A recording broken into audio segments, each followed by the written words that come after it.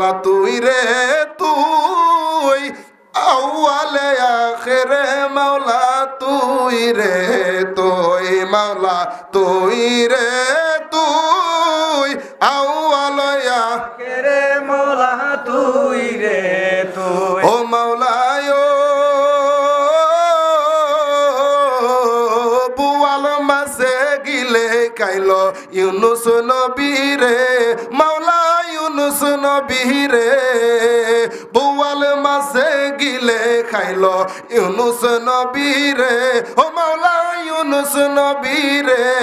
আবার দোয়া ইউনুসের উসিলায়, দোয়া ইউনুসের উসিলায় বাঁচাইলি কেন তারে, মাওলা তুই রে তুই, মাওলা তুই রে তুই, আউয়াল আখির মাওলা তুই রে তুই, মাওলা তুই রে তুই, আউয়ালে আখিরে মাওলা তুই রে তুই। ও মাওলায় মনসুরের কলবে কেন আনাল হক বলাইলি, মাওলা আনাল হক বলাইলি। আবার শুলেতে চোরাইয়া তারে, শুলেতে চোরাইয়া তারে জগৎ কেন গোরালি, মাওলা তুই রে তুই, মাওলা তুই রে তুই, আউয়াল আখিরে মাওলা তুই রে ও মাওলায় দিনের বেলা সূর্য দিয়া প্রেম খেলা খেলাইলি, ঠিক কিনা বলেন? ও দিনের বেলা সূর্য দিয়া প্রেম খেলা খেলাইলি। আবার হঠাৎ কইরা বৃষ্টি দিয়া, হঠাৎ কইরা বৃষ্টি দিয়া টেনশনে পালাইলি, মাওলা তুই রে তুই, মাওলা তুই রে তুই, আউয়ালে আখিরে মাওলা তুই রে তুই। মুসা আলাইহিস সালাম যেদিন আর মায়ের গর্ভে ছিলেন, আল্লাহ রাব্বুল আলামিন দাত্রীদেরকে বুঝতে দেন নাই তিনি যে গর্ভবতী ছিলেন। এমন কোন ভাব সাবতিনার মধ্যে ছিল না, কোনো ক্লান্তিও ছিল না, ওনার পেটও তেমন বড় হয় নাই, স্বাভাবিক ছিলেন। অর্থাৎ গর্ভবতী মহিলাদেরকে যেইভাবে দেখলে বোঝা যায় অস্বাভাবিক একটা নিয়ম দেখা যায়, অস্বাভাবিক অবস্থা তাদের সৃষ্টি হয়, এমন কোনো অস্বাভাবিক অবস্থা সৃষ্টি হয় নাই। এই জন্য দাত্রীরাও ধরতে পারে নাই। এইভাবে আল্লাহর পয়গম্বর মুসা আলাইহিস সালাতু ওয়াস সালাম দুনিয়াতে আসলেন। আমার প্রাণের ভাইরা, এইদিকে মুসা আলাইহিস সালামের মা ভয়ে তরতর করে কাঁপতেছে। এই যে পুত্র সন্তানটা দুনিয়াতে আসলো, এখন কি হবে, কিভাবে বাঁচাইবে? অনেক লম্বা চড়া কথা। আল্লাহ ইলহাম দিলেন মুসার মা গো, চিন্তা করিও না, চিন্তা করিও না, টেনশন করিও না। তোমার সন্তান কোন সাধারণ সন্তান না, তোমার সন্তান আমার পয়গম্বর, তোমার সন্তান আমার বন্ধু। আমার বন্ধুরে বাঁচানোর দায়িত্ব তো আমি আল্লাহ। বলে আমার বন্ধুরে হেফাজত করার দায়িত্ব তো আমি আল্লাহ, তুমি চিন্তা করো না। তখন আল্লাহ রাব্বুল আলামিন মুসা আলাইহিস সালামের মাকে একটা পন্থা বাতলিয়ে দিলেন। সেই পন্থাটা কি? যে তুমি একটা বাক্স তৈরি করো। মুসা আলাইহিস সালামের মা নীল নদের পাড়ে বাস করতেন, যে একটা বাক্স তৈরি করো, ওই বাক্সটা তৈরি করে তুমি নীল নদের মধ্যে মুসা আলাইহিস সালামকে ভাসিয়ে রাখবে। যখন মানুষ তেনার ঘরে আসতেন যে এই ঘরে কোনো শিশু সন্তান আছে কিনা খোঁজ খবর নেওয়ার জন্য দাত্রীরা আসতেন, তখন ওই বাক্সটা নদীর মধ্যে ভাসায় দিতেন এবং একটা রশি বেঁধে রাখতেন। ওই রশিটা মুসা আলাইহিস সালামের মা নিজের হাতের মধ্যে রাখতেন বা একটা স্থানে বেঁধে রাখতেন। যখন মানুষ দেখে খোঁজাখুঁজি করে চলে যেত, তখন ওই রশিটা ধরে আবার টেনে টেনে নীল নদ থেকে বাক্সটা ওঠাইয়া আবার দুধ পান করাইয়া আবার ওই বাক্সটা নদীতে ভাসাইয়া দিতেন। ভাইয়েরা রে, আমার বন্ধুরা রে, আমার গভীর মনোযোগ দেন। মুসা আলাইহিস সালামের মা যখন এইভাবে চালাইতেছে, হঠাৎ একদিন মানুষ ঘরের মধ্যে আসলো, ঘরে কেউ আছে কিনা তালাশ করার জন্য। সঙ্গে সঙ্গে আল্লাহর পয়গম্বর মুসা আলাইহিস সালামের মা মুসা আলাইহিস সালামের যে বাক্সটা নদীতে ভাসাইয়া দিলেন, কিন্তু দড়িটা বেঁধে রাখতেন তিনার আর মনে নাই। দড়িটা বেঁধে রাখতেন তিনার মনে নাই। দড়িটা যখন বেঁধে রাখেন নাই, এক একজন বর্ণনাকারী এক একভাবে এই ঘটনাগুলা বর্ণনা করেছেন, যেহেতু ইতিহাস এক একজন বর্ণনাকারী এক একভাবে বর্ণনা করেছেন। আমার প্রাণের ভাইয়েরা, প্রসিদ্ধ মোটটাই আমি আপনাদের সম্মুখে বলতেছি, মনোযোগ দিয়া শোনেন। আল্লাহর পয়গম্বর মুসা আলাইহিস সালাম যখন নদীতে ভেসে গেলেন, এইদিকে বন্ধুরে মুসার মা টেনশনে পড়ে গেলেন, আর আল্লাহ জানায় দিলেন, ওগো আমার বন্ধুর মা, ও মুসার মা, শোনো শোনো শোনো, তুমি ধৈর্য ধারণ করো, বিচলিত হইও না, টেনশন করিও না, আমি আল্লাহ রাব্বুল আলামিন তোমার সন্তান মুসাকে আবার তোমার কাছে ফিরাইয়া দিব। আল্লাহ রাব্বুল আলামিন কোরআনুল কারীমে সরাসরি এইভাবে বর্ণনা করেছেন যে আল্লাহ রাব্বুল আলামিন ওই সময় মুসা আলাইহিস সালামের মাকে ধৈর্য শক্তি দান করেছিলেন। মুসা আলাইহিস সালামের মাকে আল্লাহ রাব্বুল আলামিন ধৈর্য দিয়েছিলেন, যে যেন মুসা আলাইহিস সালাম যে নদীতে ভেসে গেছে এই কথাগুলি যেন কাউকে না বলে। কারণ সন্তান যারা হারায় তারা বুঝে সন্তানের ব্যথা বেদনা কেমন, ঠিক কিনা বলেন? পিতামাতা যারা হয়েছে তারা বুঝে যে সন্তানের প্রতি পিতামাতার ভালোবাসা কতটুকু, ঠিক কিনা বলেন? তো আল্লাহ রাব্বুল আলামিন বলেন, আমি মুসার মাকে ধৈর্য শক্তি দিলাম এবং একটা আশ্বাস দিলাম যে আমি মুসা আলাইহিস সালামকে তোমার কাছে ফিরিয়ে দিব, শুধু ফিরিয়ে দিবই না, তাকে আমি রিসালাত দান করব। বলেন সুবহানাল্লাহ। আমার প্রাণের ভাইয়ের বন্ধুরা, বাবাজিরা, গভীর মনোযোগ দেন। আল্লাহ রাব্বুল আলামিন এইভাবে দৃষ্টান্ত আমাদেরকে শিখাইয়া দেন। ও বন্ধুরে, গভীর মনোযোগ দেন। পরিশেষে মুসা আলাইহিস সালাতু ওয়াস সালামের মুসা আলাইহিস সালাতু ওয়াস সালামকে আল্লাহ রাব্বুল আলামিন কিভাবে ফিরাউনের ঘরে লালন পালন করলেন শোনেন। ওই ফিরাউনের দলবলরা নদীর পার দিয়ে দেখতেছে একটা বাক্স ভেসে যাইতেছে। কথাগুলি মনোযোগ দিয়া বোঝেন। বাক্সটা যখন নীল নদ দিয়া ভেসে যাচ্ছে, তখন মুসা আলাইহিস সালাতু ওয়াস সালামকে তুলে নিলেন ফিরাউনের কিছু ফিরাউনের দলবলরা বাক্সটা তুলে নিয়ে রাজদরবার নিয়ে গেলেন। ও বন্ধুরে, ফিরাউনের স্ত্রী আসিয়ার কাছে দিলেন। আসিয়া আলাইহিস সালাতু ওয়াস সালামের কাছে যখন দিলেন, কেউ খুলতে সাহস পান নাই। অনেকক্ষণ পেরাপেরির পরে যখন বাক্সটা খুললেন, বাক্সটা খোলার সঙ্গে সঙ্গে দেখতেছে বাক্সর মধ্যে এমন একটা শিশু আছে, যে শিশুর চেহারা মুবারকের আলোয় ফিরাউনের সকল ঘর আলোকিত হয়ে গেছে। আসিয়া আলাইহিস সালাম এই চেহারার মায়ায় পড়ে গেলেন।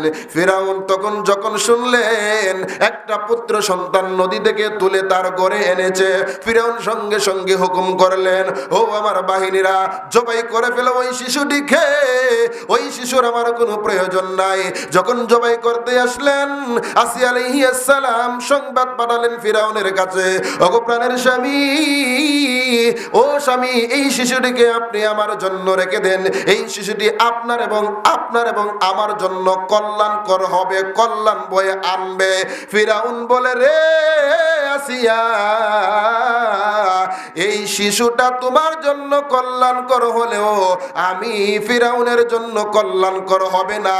এই কথার ব্যাখ্যা ইবনে আব্বাস রাদিয়াল্লাহু তাআলা আনহু বলেন, ওয়াল্লাহি রব্বিল কাবা, কাবার মালিক আল্লাহর কসম, ওই সময় যদি ফিরাউন একবার বলতো এই শিশুটা আমার জন্য কল্যাণকর হবে, আল্লাহ রাব্বুল আলামিন তারে ফিরাউন থেকে আর ফিরাউন রাখে না, ফিরাউনকে হেদায়েত দান করে মুমিনে পরিণত করে দেয়।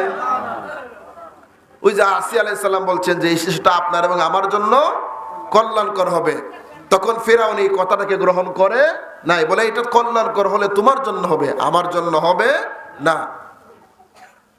ও বন্ধুরে, গভীর মনোযোগ দেন। অনেক রিকোয়েস্ট করার পরে, অনেক কথা বলার পরে, অনেক আবেদন করার পরে শিশুটিকে আসিয়া আলাইহিস সালাম রেখে দিলেন। আল্লাহ রাব্বুল আলামিন এই দিকে মুসা আলাইহিস সালামের মা ব্যতীত অন্য কোন মহিলার দুধ পান করা হারাম করে দিছে। সুবহানাল্লাহ বলেন। মুসা আলাইহিস সালামের মা ব্যতীত অন্য কোন মহিলার দুধ মুসা আলাইহিস সালাম পান করে না, এখন তো শিশু বাচ্চা, এই শিশু বাচ্চাকে কিভাবে লালন পালন করবে? তখন ফিরাউন হুকুম করলেন, রে আমার বাহিনীরা, ওই বাচ্চাকে শহরে নিয়ে যাও, দেখো কোন মহিলা দুধ পান করায় আর কোন মহিলার দুধ পান করে।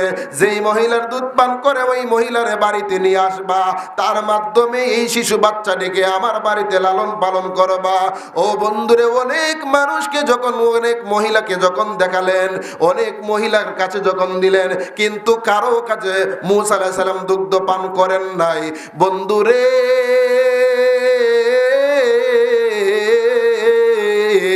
সর্বশেষ মূসা আলাইহিস সালামের বড় বোন, তিনি যখন এই ঘটনাটা দেখতে পেলেন, এক একজন রিওয়ায়াতকারী এক এক ভাবে বর্ণনা করেছেন, তিনি যখন এই ঘটনাটা দেখতে পেলেন, তখন তিনি ফেরাউন বাহিনীদেরকে বলতেছেন, ও ফেরাউনের বাহিনীরা, ও বাচ্চার বাহিনীরা, শুনেন শুনেন, আমি এমন একজন মহিলার নাম আপনাদের কাছে বলে দিব, যেই মহিলার দুধ আশা করি এই শিশু বাচ্চাটি পান করবে এবং এই মহিলা সুন্দরভাবে এই শিশু বাচ্চাটিকে লালন পালন করবে।